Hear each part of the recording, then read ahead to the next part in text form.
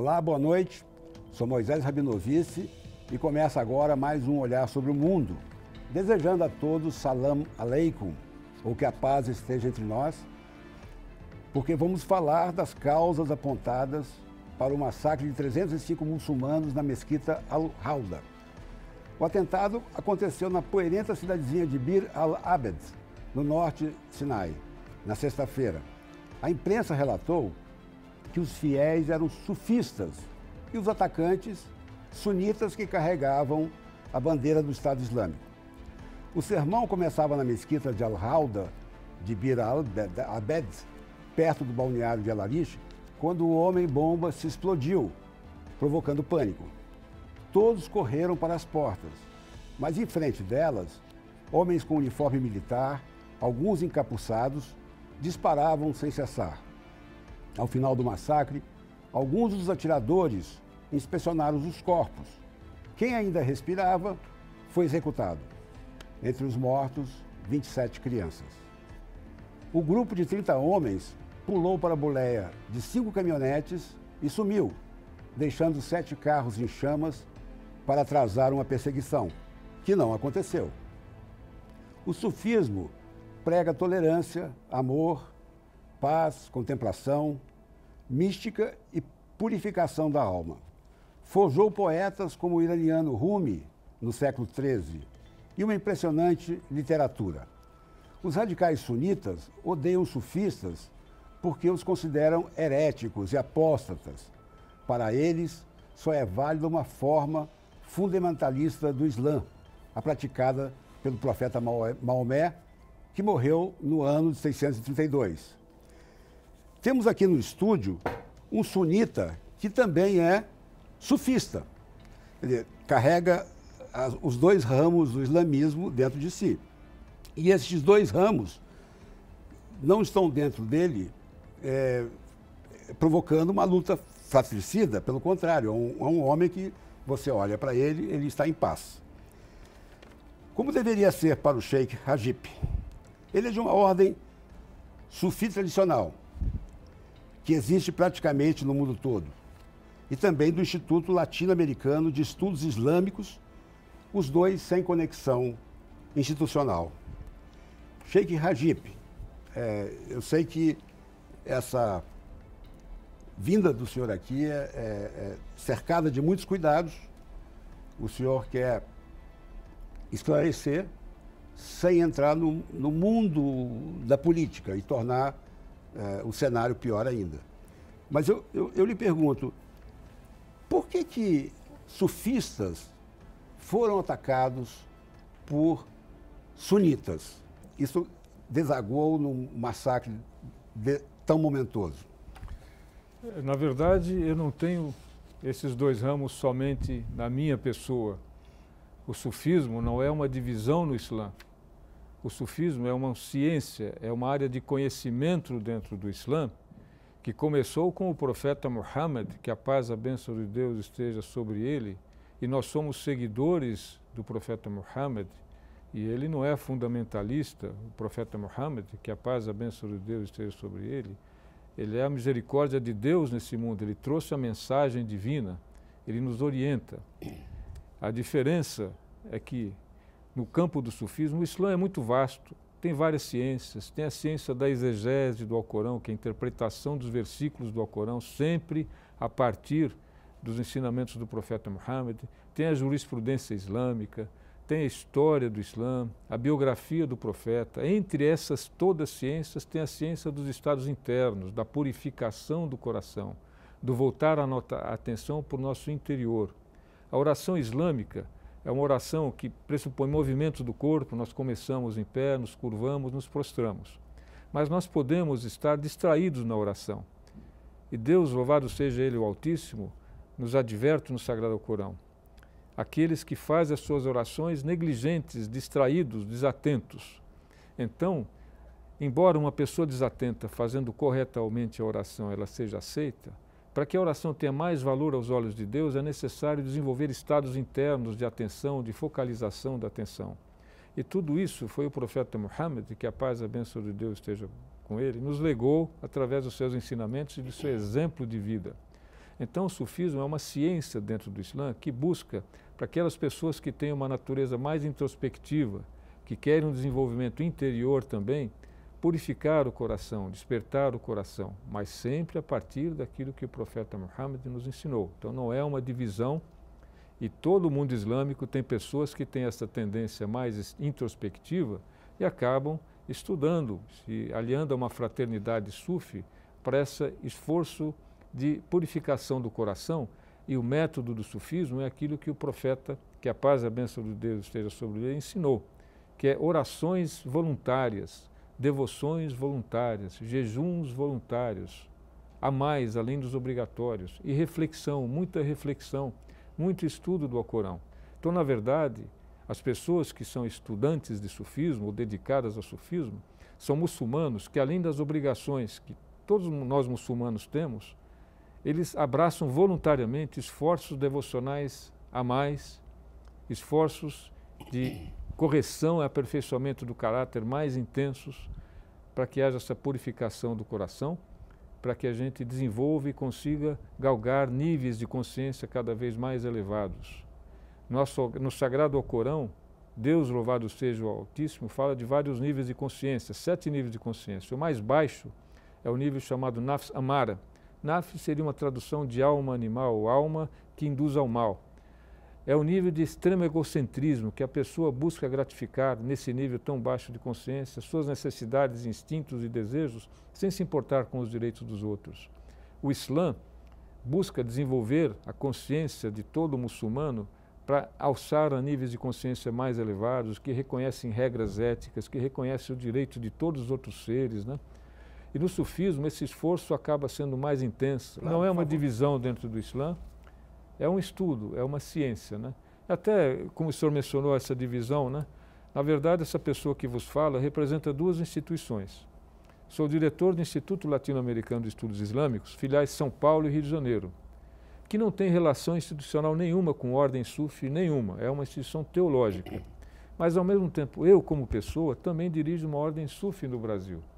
E nessa ordem sufi, a gente busca o meu desenvolvimento interior, meu aperfeiçoamento interior da minha consciência, a purificação do meu coração. E uma coisa não tem relação com a outra, né? Elas se complementam, na verdade. Na verdade, o Instituto Latino-Americano de Estudos Islâmicos é uma escola teológica, moderada, aberta, que oferece cursos de idioma árabe e de teologia islâmica para muçulmanos, para que o muçulmano aprenda corretamente a religião. O senhor é uma fonte de luz e transmite uma certa paz, né? É possível a gente quase tocá-la, mas eu vivi no Oriente Médio e os telespectadores também já estão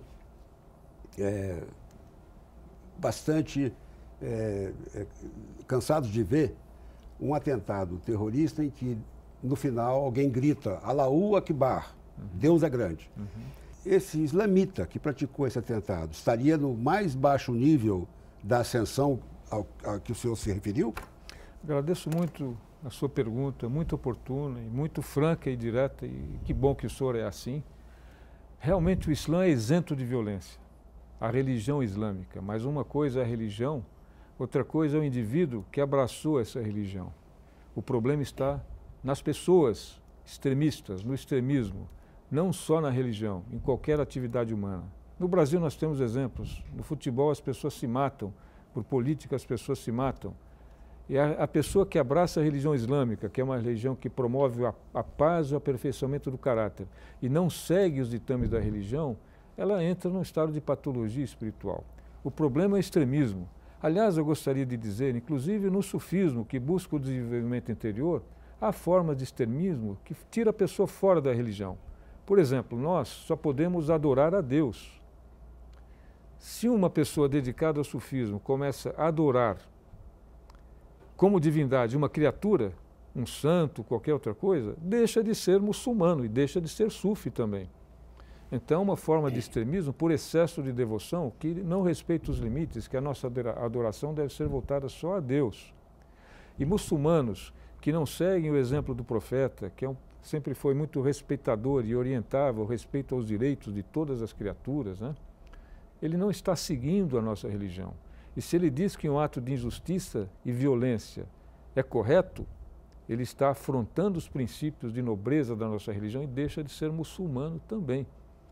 Então, para o senhor ter uma ideia, né, o terrorismo é uma afronta aos princípios islâmicos, tanto que há uma coalizão de mais de 40 países islâmicos liderados pela Arábia Saudita, e quando essa coalizão foi formada, o governo da Arábia Saudita, que lidera mais de 40 países islâmicos, fez a seguinte declaração: o Islã proíbe a corrupção e a destruição no mundo, e o terrorismo é uma grave afronta à dignidade humana e aos direitos humanos, especialmente o direito à vida e o direito à segurança.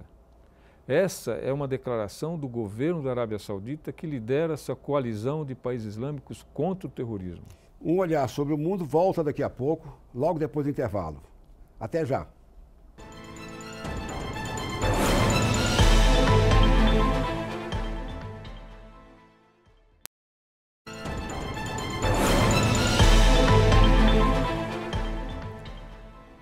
Estamos de volta com um Olhar sobre o Mundo. Hoje falamos das causas e consequências do atentado que matou mais de 300 pessoas no Egito. Está aqui com a gente Sheikh Rajib, e nós paramos a nossa conversa justamente no momento em que ele contava que há um esforço gigantesco em ação agora na Arábia Saudita para combater o terrorismo. E ele ainda incluiu uma outra parte importante, que é a corrupção. Como é que o senhor acha que isso vai ser feito? Como a gente pode ter um Islã puro e aperfeiçoado ao ponto de chegar a um sufismo tradicional? Não houve atentado a uma mesquita sufi. Atentado a mesquitas acontece em todo o mundo islâmico. O Paquistão, por exemplo, com dados do governo do Paquistão, de 2002 até esse ano, 104 mesquitas de todos os tipos sofreram ataques terroristas.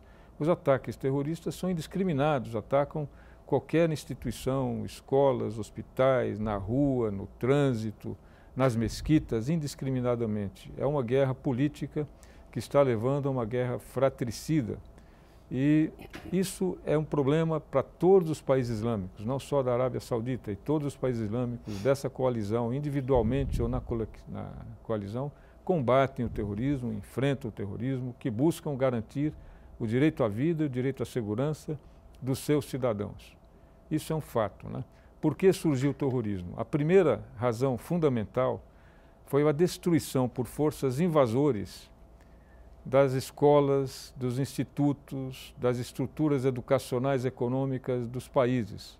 Por exemplo, no caso do Iraque, né, que foi invadido.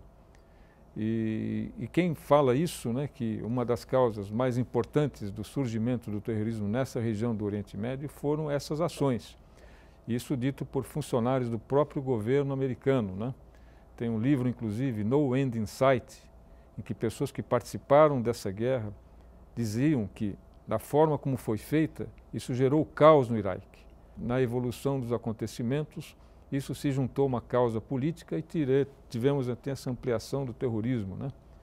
Então, isso é um problema de países que foram destruídos na sua estrutura econômica, educacional, na sua estrutura de serviços governamentais e que acabou resultando nesse processo, né?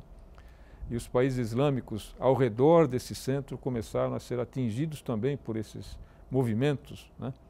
E essa é a razão principal. E outra razão é que o ser humano é o ser humano e o ser humano às vezes entende ou desvia-se das suas finalidades. Isso não acontece só no mundo islâmico. A violência hoje é generalizada. Dados de uma instituição americana chamada Gun Violence Archive, Arquivos de Violência por Arma de Fogo, relata que de maio do ano passado, maio de 2016, até outubro desse ano, ocorreram nos Estados Unidos 512 atentados a tiros com mais de 4 pessoas atingidas. Nenhum deles foi imputado a muçulmano ou pessoa sequer com nome árabe.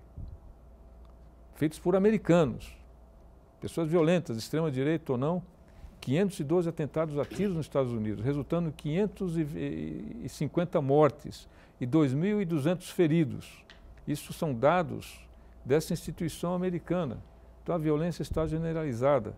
No nosso país, 65 mil assassinatos no ano de 2016.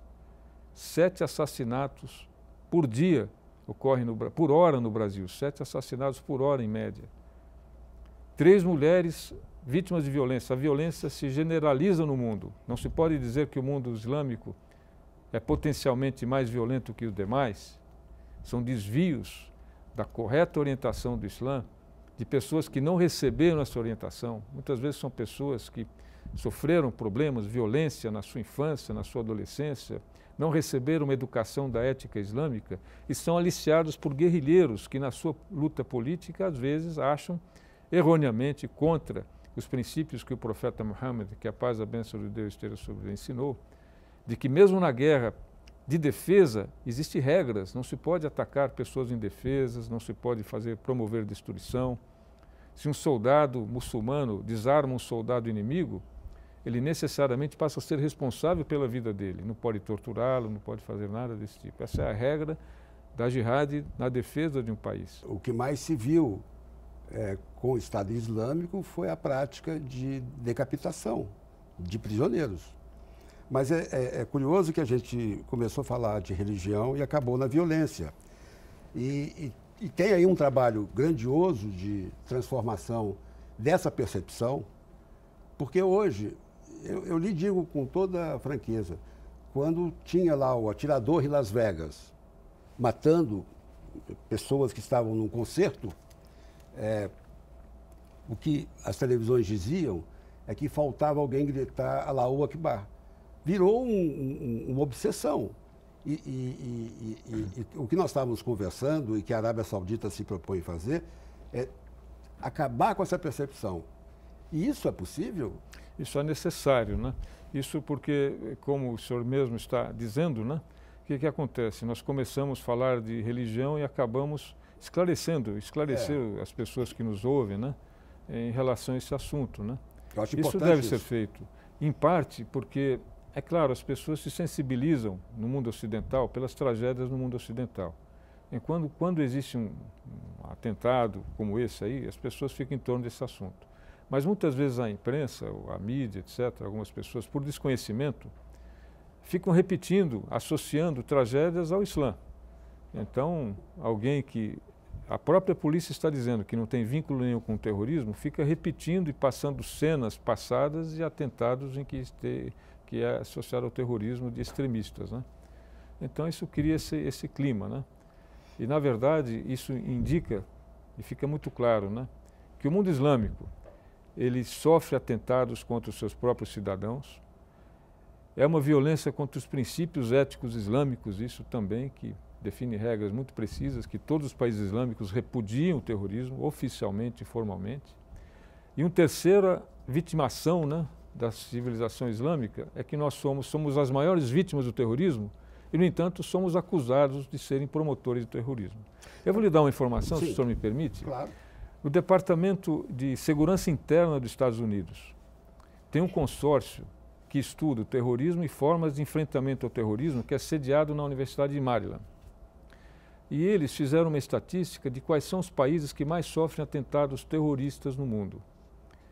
E, para surpresa de muitos, e quando a gente apresenta alguma palestra, pergunta quais são os países que mais sofrem atentado terrorista no mundo. O pessoal cita os países ocidentais, mas não. Os 10 países que mais sofrem atentados terroristas no mundo são países islâmicos. Iraque, Paquistão, Afeganistão, Síria, Somália, Nigéria, etc. São países islâmicos. Os países islâmicos são as maiores vítimas dos ataques terroristas. Rajip, a gente falou até agora de sufismo e sunitas. Eu queria, para terminar, porque nós estamos chegando ao fim, estudar uma outra relação que é entre xiitas e sunitas. Porque são dois ramos do islamismo que também se confrontam. Você tem aí a Arábia Saudita em plena hostilidade com o Irã. E tem o Irã formando também uma coligação que tem uma forte ascendência hoje. E tem mais um dado que aí eu não compreendo, que só o senhor pode me explicar, que é o sírio alauíta. Os alauítas também são ramo do Islã? Essa questão que o senhor coloca, né, entre Síria, né, e xiitas, Xiitas, né, e sunitas, é uma questão política, né? A divisão entre xiita e sunita surgiu com a sucessão do profeta Muhammad, que a paz e a bênção de Deus estejam sobre ele, né? Quando um grupo de muçulmanos advogavam que a sucessão do profeta seria por uma liderança eleita pela comunidade, e outro grupo alegava, né, que a sucessão seria por uma liderança eleita também, mas dentre os descendentes do profeta. Da linha do profeta? Da linhagem consanguínea do profeta. Não houve acordo e surgiu uma divisão, uma separação, né? E prevaleceu a ideia sunita de que a liderança seria uma liderança eleita, e o grupo que advogava que deveria ser da linha consanguínea do profeta, que a paz e a bênção de Deus seja sobre ele, separou-se, e por isso a palavra Shia significa partido, num partido à parte. Então essa divisão é uma divisão política, tem diferenças religiosas, mas o livro sagrado é o mesmo, o profeta é o mesmo, o profeta Muhammad sallallahu alaihi wasallam, que a paz e a bênção de Deus seja sobre ele, né? E isso ao longo desses 14 séculos, houve momentos de boa convivência entre xiitas e sunitas, e eu conheço pessoas que, quando não havia toda essa turbulência no Oriente Médio, né, um muçulmano sunita que era casado com uma mulher xiita e vice-versa, porque a convivência sempre foi pacífica, né? Mas por conta das mudanças políticas dos últimos anos, dos últimos séculos, né, esses países foram levados a situações, às vezes, de confronto, e esse é um assunto político que eu não sou versado nesse assunto, então essa parte eu deixo de fora, né? Mas o que eu gostaria de deixar claro, né, é que o sufismo não é uma divisão dentro do Islã, é uma ciência, a ciência do desenvolvimento interior a partir dos ensinamentos do profeta Muhammad na prática de devoções adicionais, né? E mesmo no sufismo, tem pessoas que se desviam e saem do sufismo e do Islã. Um exemplo é quando a pessoa acaba adorando, né, como divindade uma criatura, um santo, etc. Mas aí ele simplesmente deixou de ser um muçulmano, deixou de ser um praticante do sufismo. O alicerce da religião islâmica é a razão, que é a lei divina, que é a Sharia, que prescreve como fazer a oração, as regras éticas de vida, respeito aos direitos humanos, respeito à vida, né? Respeito aos direitos de todos os entes, não só os seres humanos, respeito à vida dos animais, das plantas, as leis da natureza, né? Que se o ser humano entra em harmonia com essas leis divinas, a vida constrói uma sociedade de paz, né? Isso é prescrito pela Sharia, que define os limites de certo e errado na relação do indivíduo com Deus, consigo mesmo, com seus familiares, com seus vizinhos, né? E assim por diante. E com os não muçulmanos, inclusive. A Sharia prevê que os não muçulmanos têm direitos em relação aos muçulmanos. Por exemplo, o muçulmano não pode constranger e coagir o não muçulmano a ser muçulmano. Isso está previsto no Sagrado Alcorão. Tem um versículo do Alcorão em que Deus, o Altíssimo, diz assim: creia quem quiser e descreia quem quiser. É claro que para nós isso não é indiferente. Se a pessoa não crer, a gente acredita que a pessoa vai ter dificuldade de salvação. Se ela crer, ela tem chance de salvar-se, tem chance. Mas se ela crer e não pratica boas obras, não adianta nada a sua crença que não está se refletindo em ações, então diminui sua chance de salvação. Porque no Alcorão é dito, crer e praticar as boas obras. Tudo isso é o alicerce do Islã e do sufismo também. Sheikh Rajip, tem uma vozinha aqui do não espiritual, mas do material, dizendo que o meu tempo acabou. Acabou? Acabou, infelizmente. Essa conversa é ótima, sedutora, e gostaria até de continuá-la. Mas o olhar sobre o mundo fica por aqui. Eu agradeço a atenção dos telespectadores e voltaremos na próxima segunda-feira, às 10 da noite. Até lá.